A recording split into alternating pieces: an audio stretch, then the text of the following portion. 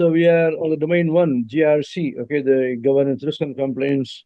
Okay, this is going to be the third video with respect to the risk management.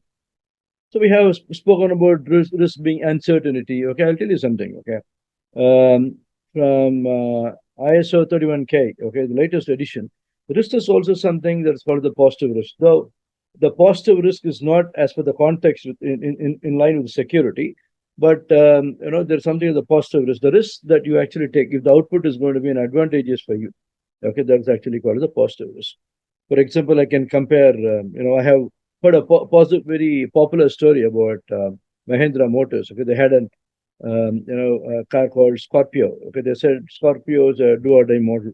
We're not sure if it's true or false, but the Scorpio, when it was released by the Mahindra, okay, Motors, okay, it became a super hit. Okay, and after that, all the editions have been extremely successful. Okay, even before it was actually successful, but they said, when they entered the car industry from the Jeep, okay, so it became an overnight success. There is a positive risk that they actually they had undertaken. But with respect to the security, when something is positive, we don't care about that. Okay, the security is always something protecting, and when you say protection from unauthorized user, so it is always going to have a negative impact. Okay, that we are trying to mitigate. Okay, now there are methodologies, okay, by which you can identify the risk. Okay, now again there are various methodologies. What is called as an risk management framework from NIST 830. We have got FMEA.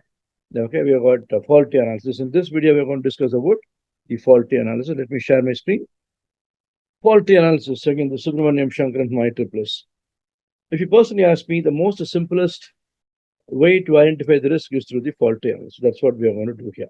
Okay, so we are going to have a look at the FMEA, okay, failure mode effect analysis, and the risk management framework, and also about FAIR, okay, and FRAP in the further videos. Okay, now let's take the notepad. Okay, I'm going to put something here. Okay, we have, let's say, the production server. Production server. Now, when the production server is not accessible, what all the reasons it could actually have? Okay, it can have what is called a hardware failure, software failure, power failure, network failure. Okay, and then human error, natural calamity. Okay, now if it's going to be a hardware failure, then you can have redundant hardware.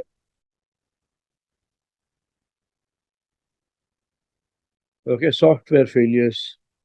Okay, so definitive software library, VAPT, patching.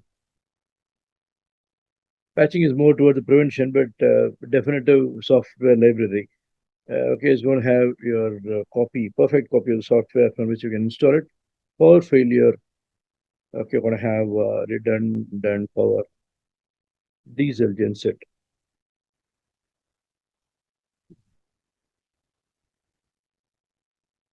Network failure, virtual IP. Okay, virtual IP, SDN, software-defined network, so completely virtualized network environment. Human error, access control. You're going to have natural calamity, BCP. Okay. Okay, we are not like popular actors. Okay, when they look at the storm, okay, when they look at the tornadoes coming and they say go go, okay, it actually goes. Okay, maybe for the people who are watching, who are new to the Indian movies, okay, this will be weird. Okay, what I'm actually saying, but there are a lot of movies in India where the hero will look at the storm or the flood, okay, and say go go, it actually goes. But we are simple human. Okay, all we need to do is to prepare ourselves for the business continuity plan. Okay, that's the only option that we have actually got. Okay, so production server, we have got the hardware failure. Okay, so that could be one of the reason, for the production server being non-accessible. Software failure, power failure, network failure, human error, and natural calamity. Hardware failure, you can have redundant hardware. Okay, so for software failure, definitive software library from where you can install, the application. Okay, and power failure, redundant power supply, virtual IP, SDNs. Okay, software defined networks, access control. Okay, and for the human error to prevent it actually. Okay, then you'll have a failover if something happens, and natural calamity. And the hardware failure can also happen naturally. Okay, usually the average age for the hardware is only 5 years. Okay, that's when the organization, okay, the laptop is replaced. Okay, when it is close to around 5 years. Okay, so that to avoid the unexpected. Yeah.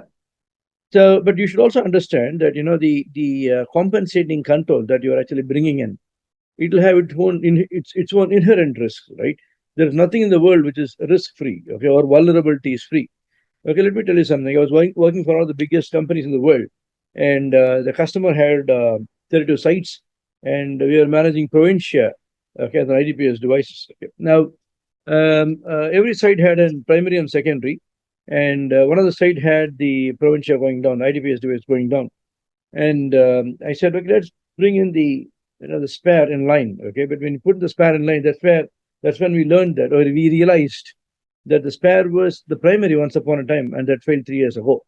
So ideally, after you are replacing the spare, you should have gone for a swap, okay, with a new one. But unfortunately, this did not happen. And similarly, okay, the redundant hardware. Most of the organizations, when a new employee actually joins the organization, the laptop that he's going to receive need not be the new one, okay, because they say the hardware can be 5 years old. Okay, so he might receive a laptop which is 3.5 years old. Okay, now there is no hard and fast rule that the hardware should fail only exactly after the fifth year, right? It could be more, it could be less. Sometimes you'll have an excellent hardware with you, the laptop with you. They will replace that with a sleek one, the latest one. The latest one will start giving you a lot of problems. Okay, so fingers crossed. Okay, we don't know what's going to happen. Similarly, for the software failure, even if the core software is not changing, if the application surrounding the software is actually changing, okay, it's like in the vulnerabilities are also inherited, okay, like in top down and bottom up, okay, and the strength, okay, the features are also inherited. Okay, so if if the application surrounding one application has got the vulnerability, it's going to allow the hackers, okay, to penetrate through all the vulnerabilities and come to the doorstep about what we are trying to secure. Similarly, for the power failure, okay. In fact, I was speaking to the head of one of the biggest cloud data centers in Asia for the research and development, and he said, the diesel gensets, okay, they have the diesel genset, and there are two containers full of diesel in their office premises all the time. But he said the diesel will get contaminated after a week's time. That means before it gets contaminated, let's say the fifth day, they'll have two new containers of diesel coming to the office, and the old one goes back. Okay, so the control that you are actually going to put in, okay, to mitigate the risk might itself has a lot of vulnerability. Okay, so we need to look at that particular aspect as well. But we cannot go on looking at that aspect. At somewhere we need to stop. But what I'm saying is you need to know that nothing is fault proof in the world and the IT world. Okay, network failures. So virtual IP, software defined networks again. Okay, the virtual IPs and SDN, they're all software based, right? So let's say the firmware based, okay, so they have their vulnerabilities. If you visit the National Vulnerability Database, you can look at a lot of vulnerabilities in the firmware as well. Human error, okay, the weakest link of the complete security chain. Okay, if you tell them don't do this, okay, that's when they will look out for an opportunity to perform something. I'm not saying everybody, I'm not generalizing my statement, but there is a possibility. Okay, so we also usually the data centers, okay, they work on default denial. That means zero access. Okay, do not let anybody come inside unless otherwise there's a valid, service request or change request or an incident management. Okay, which requires a tangible operations on the hardware. Okay, unless otherwise you have something like this, don't let them inside. Is what is going to control. Okay, but in spite of all that, assume that there is a serve one and they need to enter the data center. They have got permission to do it. They need to enter the data center to fix something. Okay, and when in the due course they create some other problem, either intentionally or unintentionally. Okay, so there could also be a possibility for that. Okay, that's when we have what is called the peer review and escorting happening. All these things. Okay, for the physical access as well. Okay, so the human error is something which could happen. Okay, you give them an opportunity to log on to the target server using a privileged account. Okay, what are the surety that they don't create and one more privileged account and log off? Correct. So anything can happen moment you let somebody inside.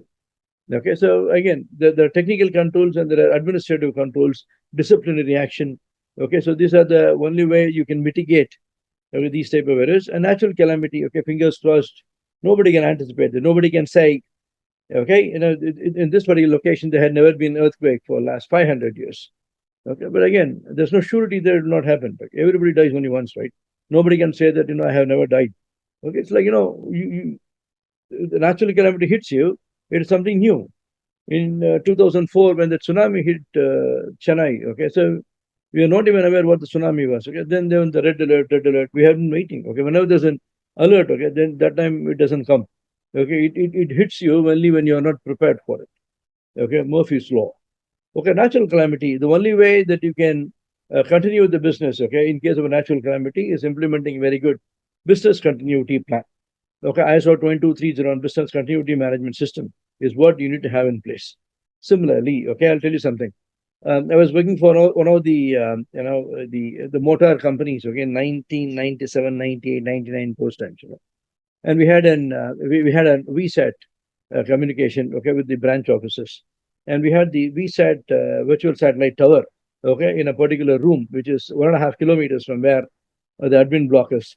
And we once had an, 97, 98, whenever there's a problem with the VSAT, we need to switch off the router, switch it on.